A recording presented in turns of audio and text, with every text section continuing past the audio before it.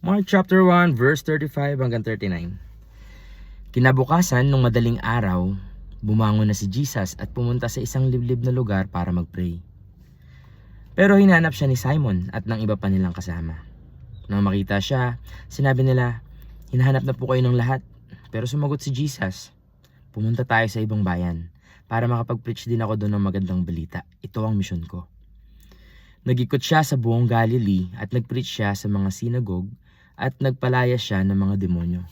So kahapon po pinag-usapan natin yung galing siya sa bahay nila Simon and Andrew.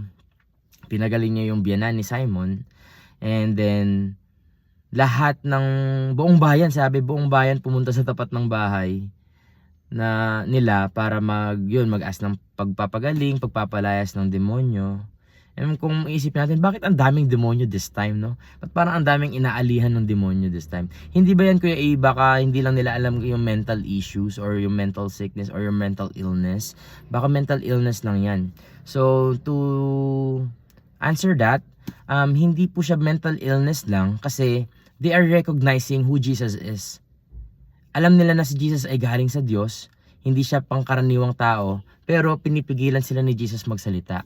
Pag inobserbahan po natin yung mga autism, mental illness, na mga mental issues, sa panahon natin ngayon, wala naman pong nagsasalita na na-identify. Halimbawa, Christian ka na, ikaw, Christian ka, anak ka ng Diyos na buhay. Wala namang gumagano, di ba po? Kasi talaga pong pag sinabi sa Bible, it is what it is. Pag sinabi sa Bible na inaalihan ng masamang espiritu, ng demonyo, inaalihan talaga ng demonyo po sila. And bakit marami? Kasi nga po, ito po ay galing, bago itong nangyari yung panahon ni Jesus, galing po sila sa 400 years na walang prophecy, walang milagrong nangyari. 400 years na tahimik si Yahweh. Parang wala nang pakialam ang Diyos sa tao. 400 years, within this 400 years, sinakop sila ng iba't ibang bansa. May Persian Empire, and then comes Roman Empire, and they're really having a hard time living. The Jewish people, the Israelites are really having a hard time living life. And then, ito si Jesus dumating. So, rampant po yung spirit or evil spirits possession kasi walang pagkilos na naganap. Kung maaaral po ninyo, walang milagrong naganap. Ibig sabihin, sa Old Testament may mga milagrong nangyayari, tapos may mga ilang instances that the Holy Spirit, the Spirit of God is moving through the prophets, through, naalala ko nun kung paano si Haring Saul na ordained to be a king of Israel, talaga namang nakapag speaking of tongues pa nga siya, napuspos pa siya, nagsalita siya ng ibang lingwahe, napuspos siya ng banal na spirito, nakapag-prophesy pa siya. So may mga movement yung Holy Spirit, pero bago tong Jesus times, there was a silence. 400 years of silence from God, na parang walang Diyos. Ganun yung kanilang pakiramdam. And then this come, declaring good news, is really important for them. Kasi they've been waiting for this for a very long time. And they really need the good news.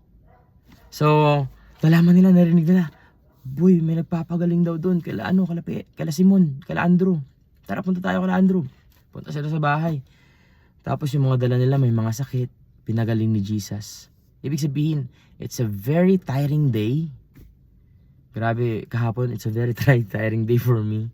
Madaling araw pa lang, nasa Akap Foundation na, tapos punta ng church, canvas ng speaker kasi kailangan bumili ng speaker for the foundation, for the pavilion, para hindi na ilipat-lipat yung speaker from the living room to the pavilion. And then got to go to church with family. Pagtingin ko, tapos na, pumunta na sila and the kids, umattend na ng 9 AM service. Si Kin nandito sa bahay, tara 11 AM service tayo. Tapos after 11 AM service, parang di ko expected, nagchat yung mga campus na tropa ko, mga estudyanteng tropa na, kuya punta kami, kita kits 1 PM. So I had to attend the 1 PM service. After 1 p.m. service, buti na lang nakalunch na sila. After 1 p.m. service, tara VG tayo. Let's process the topic today, that Jesus is better than angels. And then dumating naman yung dalawa kong tropa naman na singles. In-invite ko sila last week, di sila nakarating. Tapos this week nakarating sila. Tapos attend sila ng 3 p.m. service. Sabi ko, parang magiging maghapon na ako nito sa church. Tapos wala namang milagrong nagaganap. Okay lang. So hindi naman na tayo Jesus type, no? Hindi naman po tayo nagsasabi ng stop. Hindi naman tayo si ganon, no? Pero nakita ko lang yung busyness of life and ministry, and I really love this grind, this ano. So doon po sa mga isip, uy, wala ka na namang time sa family mo, puro ka na naman church, ha? So hindi po yan totoo, kasi freelance bookkeeper ako. I could manage my schedule, I could spend time. Etong Monday dapat supposedly today whole day ako para kay wife, pero dahil may lakad siya, mag-work na lang tayo. So gawin natin yung Sabat. Maganda na lang yung ano, no, yung Sabat na move, no. Iba na lang time day off. Kung kailan siya free sa bahay, doon ko na lang ita-timing na free din ako. Hindi ako mag-work sa labas. Tapos, ganun si Jesus, sobrang busy niya. Ang matindi doon, after a very long tiring day, madaling araw, he woke up. And pumunta siya sa isang secluded place, liblib na lugar para mag-pray. So sa atin pong lahat, no, Katoliko, Kristiyano, Muslim, ano man yung relihiyon mo, wag nating pag-awayan po ito. It's really important that we have a personal time of prayer. Kung gaano ka-effective in a public setting or in a crowd of people or in a group of people, it depends on your personal time with God. And I think it's really important, after getting back to myself from a very, very bad place. Bad place ko eh. Basta I'm not in a very good place for siguro 3 years. Parang 3 years binilang ko eh. Or 2 years, let's say 2 years, 23, 4, 5. Oh, 2 years. Siguro mga almost 2 years lang pala. Almost 2 years na malungkot. It's malungkot era. I came back to myself, and then I really miss doing all of this. And ano yung sabi ko? Dapat doon lang tayo sa topic eh.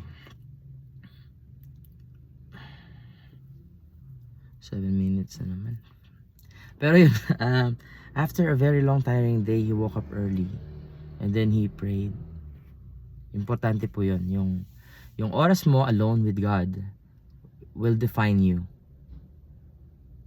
Who will you be among other people? And then sinabi niya, pumunta tayo sa ibang bayan para makapag-preach din ako dun ng magandang balita. Ito ang mission ko. This is one thing I really like about social media. You don't have to go there. Kasi nga, in a way, you are reaching people from different places. Lalo na pag binus mo. Meron po kasi akong binus dito na video, yung about sa religion. Nag 20,000 views siya, tapos parang 1,000 nun, kalahati 50%, 3 second lang nila view yung video, hindi nila tinapos yung video. So sabi ko, not worth it. Sabi ko, I don't need a lot of viewership, and I only need one at least eh. Sabi ko nga, isa lang na magtatapos ng video ko, that he gets to have a Bible study every day, na 5 minutes lang. Pero dahil hindi ko magawa yung 5 minutes, umaabot tayo ng 10 minutes, minsan 15 minutes pa nga. So, maliit na time lang naman yun. You have 24 hours from the Lord for every day. Supposedly, if you want to give 10% of your time for the Lord, at least you have 2 hours and 40 minutes every day na pwede mong ibigay sa alone time mo with God. In this video, 10 minutes, 15 minutes, maliit lang yan, di ba? Kayang-kaya. So, bago mo start yung day mo, you could, di ba? You could read the Bible, pray. Yan. Ako po, bago ako nagaganito, this would not be effective if I don't have a personal time with the Lord. Every day I wake up at 3 a.m. to pray. And then, mag-record lang ako po ng video, ng 5 minutes video na minsan umabot ng 10 and 15. About a certain spot or a certain text pag 5 a.m. na. So, I spent 2 hours already alone with God, and I really do this kasi ito yung time na tahimik kasi walang batang maingay, and ayoko kasing ibablock every time na may sinasabi yung mga bata. I really want to engage them, to listen to them, and then tingin ko yun din yung nag-develop ng nila ng kanilang language or yung speech nila. So, ito lang talaga yung time ko na alone kasi tulog sila pa lahat. And then, yun nga lang, ang downfall nun, ng aga kong antok sa gabi. Yung gusto pa ni Mian mag-puyat with me and then watch video or bonding. So, ang ginagawa ko, kailangan matulog ako ng hapon para makahaba ako ng makapuyat-puyat pa ng gabi. Pero yan, Jesus had to go, sabi niya sa kala Peter, kala Simon and Andrew, punta tayo doon, mag-preach tayo ng good news. So inikot nila yung buong Galilee. And now, that's what I'm doing. Inikot ko yung mga pwedeng maabot by this video, social media. Kaya ko po ito ina-upload. Nag-upload po ako sa YouTube, TikTok, and Instagram. Kasi there are different audiences sa bawat platform. And 'di ba? Hindi naman masama, no? 15 minutes. So, one point message natin for today. Pray. You have to have your personal time with the Lord. Ako, talaga ako hindi po ako nagpe-pray in public. Like, basta, hindi po ako nagpe-pray in public. Very rare pag may nag-request lang. Pero, yun kasi yung sabi ni Jesus doon talaga tayo sa alone time, yung si God lang yung nakakakita. Kasi, hindi ka na kailangan magpanggap, di ba? Wala nang RT-RT. You can tell anything you wanna tell to God and be honest as who you are. Pray, ask. Hingin mo sa Lord yung mga gusto mong hingin sa Kanya. Sabi kasi, di ba sa Bible nga, kaya wala ka natatanggap, di ka humihingi. Hingi ka kay Lord. So, I wanna end with this. I opened meron po akong prayer book na tinatawag. Notebook siya na maganda. May nagregalo sa akin ng notebook na maganda. Makapal siya. So, medyo kulay warm white yung papel. Tapos, basta maganda. So, I dedicated that book to my prayers. 1 prayer per page. Ginawa ko siya, ko siya, yung, alam mo yung pagbukas mo ng page, nandoon siya sa gitna yung prayer. Kasi syempre, a prayer is only like 4 lines lang 4 sentences lang. Malinaw na yung point ng prayer mo Tapos lalagay ko yung date kung kailan yun ko sinulat, kung kailan ko siya pinag-pray. And then nakalagay dun sa baba, date answered. Tapos colon. And nakita ko, grabe, 80% of my prayer list sinagot ng Lord. Tapos sabi ko, tagal ko na palang di nag-a-add ng bagong prayer. And the most number of prayers na nasagot ay yung mga material things. Truly, napakaliit na bagay sa Lord yung material. And yung mga wala pang date answered doon, mga hindi pa answered prayers doon, yung mga tao na pinagpe-pray na tagal ng process, no? And ako po, in the family, naging Christian kami, buong family, and then nagkaroon ng maraming issue. They stopped going to church. Pero ako po nagpatuloy. I continued going to church. And then, serving God is not limited to church, You can serve God doing your job. Nasa cruise ka, nasa barko ka, you do your job best. Dapat ikaw yung pinaka the best sa lahat, and do it best, hindi para maging ikaw yung pinaka magaling. Kundi, you're doing your best kasi you're doing it as your worship for the Lord. So, di ba? That's also a form of service to God.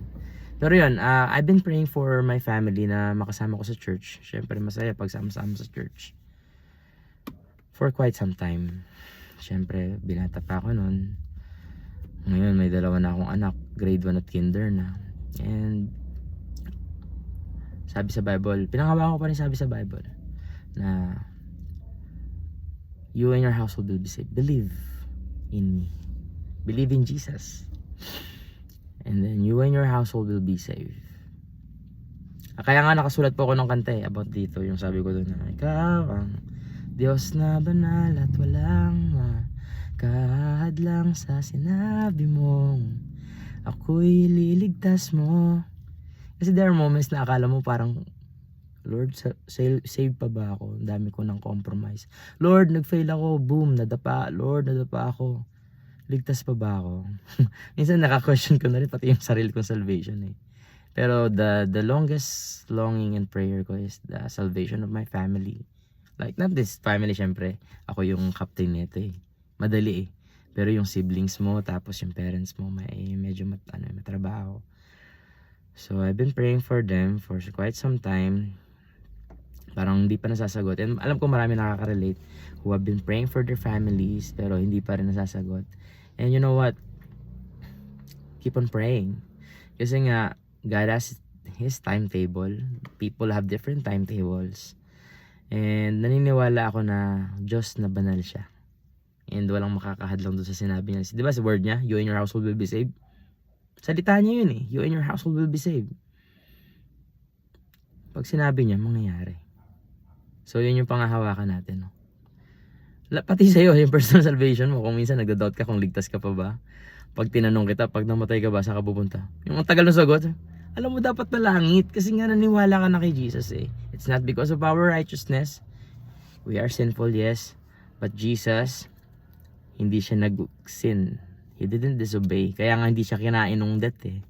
Niluwa siya nung kamatayan. Kasi etong death para lang to sa disobedient eh. Ikaw hindi ka disobedient. You never disobeyed. Kaya si Jesus nabuhay ulit eh, no? Tapos, pinakita niya sa lahat, guys. That's what I'm giving you. Eternal life. To anyone who believes in me. So, maniwala tayo kay Jesus. And me and our household will be saved.